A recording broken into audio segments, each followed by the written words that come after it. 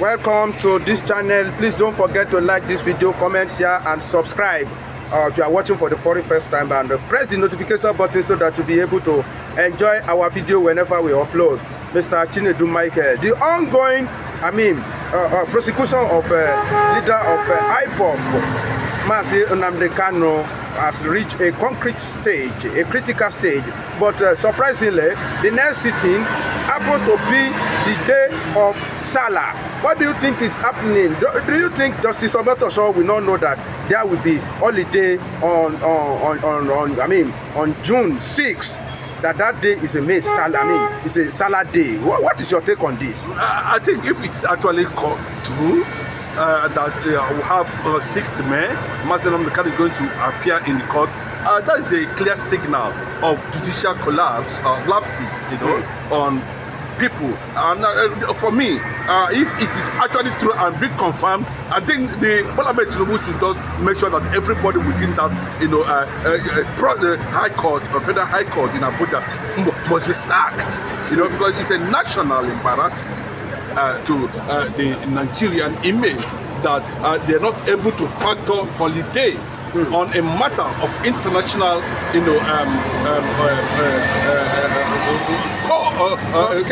state or jurisdiction, so where the whole world is, trying to find out how the whole thing is going to be looked at. But no matter what happening is that the court is now on, and Mazi Nnamdi Kanun, of course, the IPOB leader himself, we saw the outcry, or the sympathy or the solidarity for his release has been crowned by the new Ohanese president.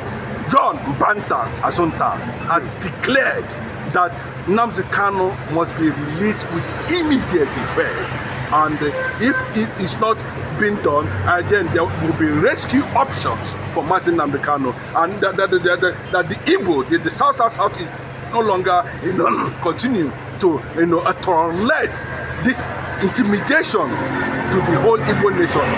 He wants everybody to believe in Enugu rally where Ohanese leaders, of course, met. Ohanese leaders, of course, actually met and spoke in one voice, that the Igbo consciousness is in DSS custody. That the Igbo consciousness, which is Mazi Nnamdi Kanun, is in prison. That the Igbo man, if without Mazi Nnamdi Kanun's release, the Igbo man is in bondage. Everybody was surprised that the new Ohanese president from Ikwere is Port Harcourt is making that statement, and it's a clear direction of what is to come. It's either they release Mazi Nnamdi Kanun or they are going to apply a rescue mission. We don't know the manner how the rescue mission is going to apply, but the anger is boiling. There's uncertainty in the land. There's killing. There's insecurity. And some of these things we can understand whether it is politically or not. Everything is being trying to be built on IPOB, but IPOB, after much investigation here and there, now nobody has been able to link IPOB to the acts of terror in any way, even the cause. There's no evidence to that, but we know those who are on daily basis smashing, taking lives out of Nigerians, and the federal government knew them, and they are silent. And I can tell you, people are behind this thing. What is happening to Mazi Simon Ekpa and what is happening to Mazi Nnamdi Kanun, Nigerians are behind it. Fulanis are behind it. Northerners are behind it. And some elements of the Arab Yorubas. Nobody going to take that from me. That there is a concrete plan, to silence these opposing views to the agenda, which is Mazi Nnamdi Kanun and Simon Ekpa. So, in as much as they cannot be able to apprehend any Boko Haram herdsmen, jihadists in Nigeria, but they are always looking at these men who stand on the killing of Christians in Nigeria, questioning the injustice being meted on Christians in Nigeria on daily basis. And while Bola Ahmed Tinubu is busy going to the north, building mosque for them, building Islamic school, inaugurating. What are you thinking? Sending terrorists to Hajj because Gumi was sponsored by Nigeria. I'm telling to you, go to Hajj. You know, sending Gumi and all of them, building mosque for them, building Islamic school, university for them, doing all these things in the north. Then the same people you are doing this thing to are busy disaliving thousands, millions of Nigerians. Then there is the stand of Mazi Mbata. Don't underrate that the humble looking of a lion does not mean that the lion is weak. Let's look at it in this way. Don't you think that Mbata should have applied a little bit of caution, because we can see that the new sheriff in town, Justice Omotosho, he is trying to maintain balance, and he was even so surprised that with a lot of lapses from federal government, and everybody can see that the court process has been, entertained in a speedy manner, and it shows some seriousness in that case. Don't you think that this kind of a statement at this moment can truncate the perceived good end of the case that we are looking at? I think speaking from the reality on ground, and sending a signal to whoever that is in charge, if James Omotosho have been drafted for a certain agenda, and nobody will know. But from what we are seeing of James Omotosho in court, I think to an extent I can say, he wants justice to be done, and he wants the world to see clearly that justice was done and that Nnamdi is innocent. But so far so good. I like the man's approach. He seems to that it looks like that this is court that is independent of anybody's influence. But the fear of Nigerian factor and the fear that at the end of the day, Nnamdi can be rearrested in the court by the same system. Even when he was being granted bail by Omotosho.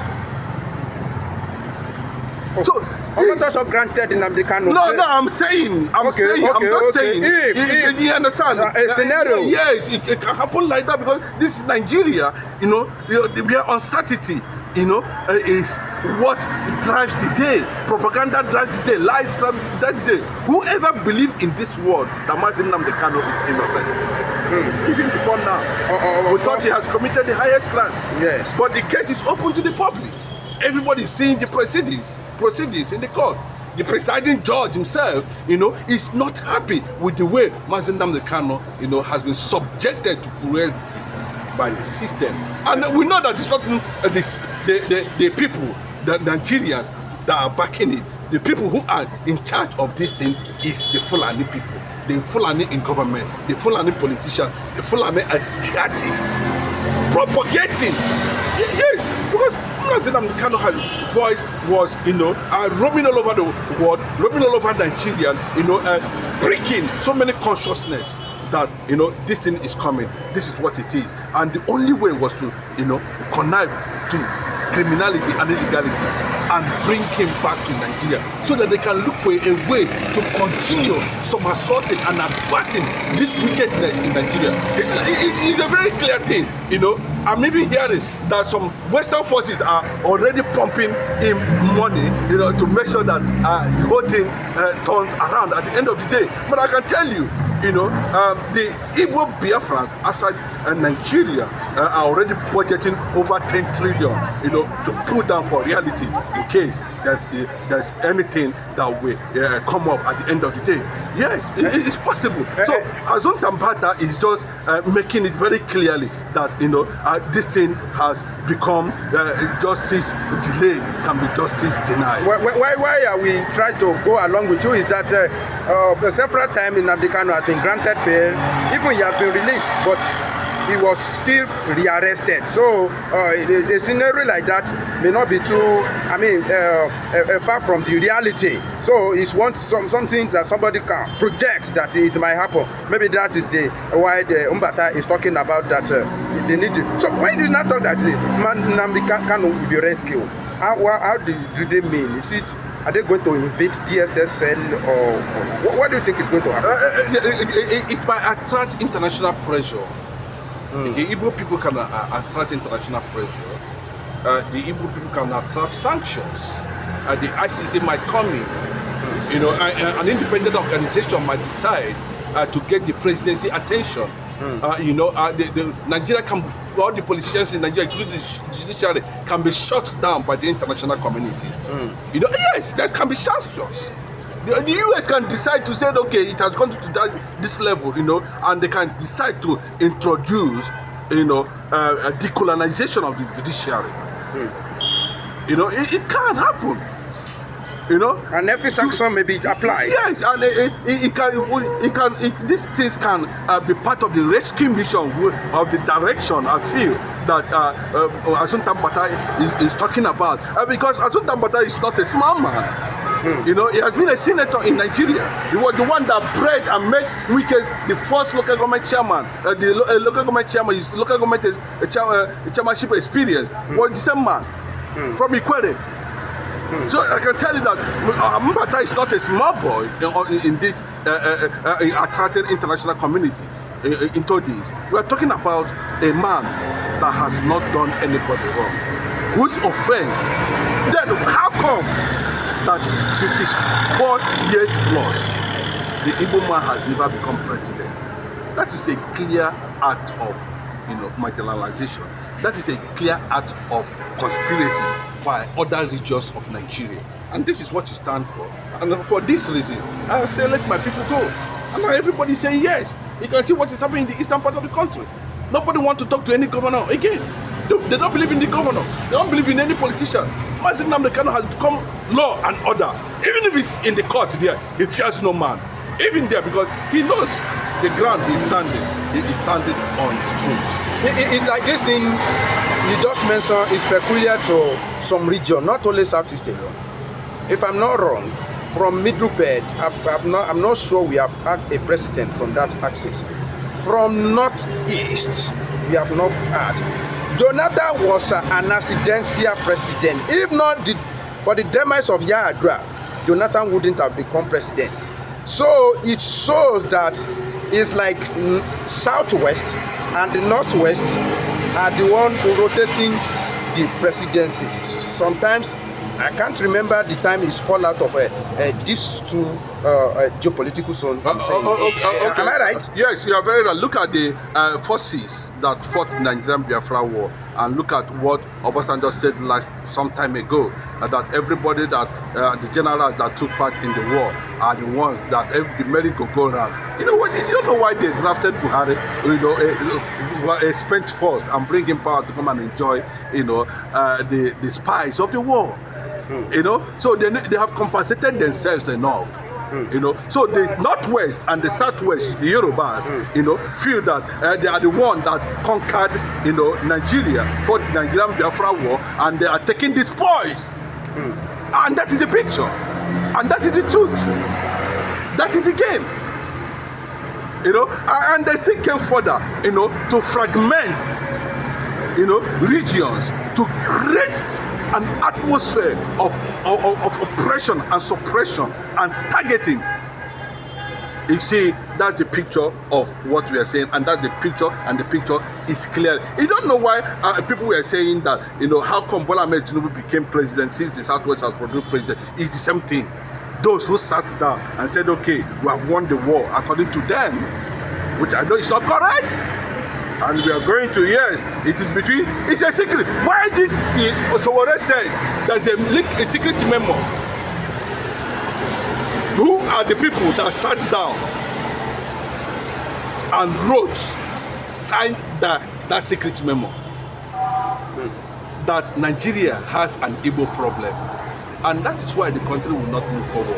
I remember Tunde Bakare in his days, not now, I don't know what happened. You know, I remember, yes, Gani Adams too. You know, he said that the Igbos are the salt of this nation. Without the Igbos, this nation can never have taste. And thank God, after many years and thereabout, God brought out somebody like Nnamdi Kanun. Today, it can be likened. I don't see anybody that is as popular as Nnamdi Kanun now in Africa. Because when you go to Zambia, when you go to Namibia, when you go to Burkina Faso, when you go to South Africa, mention it anywhere. Kenya, mention it anywhere. Now, the youths of Africa are saying Pan-African patriots.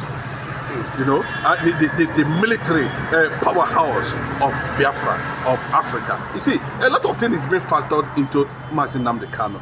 And you can see the gentleman at every point in time, he's not looking back. As you are concluding, if Justice Omotoso make a mistake of choosing June 6th of the day of sitting for the case of Nnamdi Kanun, and that day happen to be public holiday, with that kind of error, don't you think it will have a coloration between colored, the outcome of justice, maybe, tarnish the image, the competency of that judge? What is your take on that? I think it's a big lapses if it's come to that point. You know, but whatever it is, what they're going to do is to issue a press release and communicate to the relevant lawyers and partners and whoever that's involved of the need for them to adjust to a new date.